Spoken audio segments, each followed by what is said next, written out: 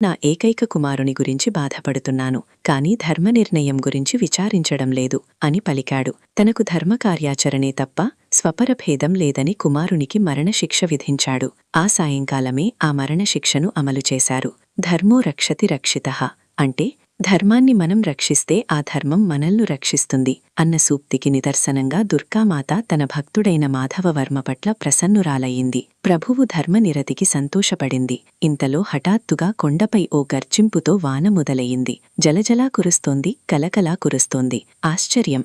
ఘడియపాటు ఎడతెరిపి లేకుండా విజయవాడ నగరమంతా బంగారు కాసుల వాన కురిసింది. బిలబిలమంటూ ప్రజలు వీధుల్లోకి పరుగెత్తారు. అలా కనకవర్షం కురిపించిన దుర్గాదేవిని ఆనాటి నుండి కనకదుర్గగా పిలుచుకుంటున్నారు ప్రజలు. దుర్గాదేవి అనుగ్రహంతో రాకుమారుడు యువకుడు సజీవులయ్యారు. మాధవవర్మ ధర్మ నిర్ణయాన్ని ప్రజలందరూ మెచ్చుకున్నారు. రాకుమారుడు తర్వాత యువరాజుగా పట్టాభిషిక్తుడయ్యాడు.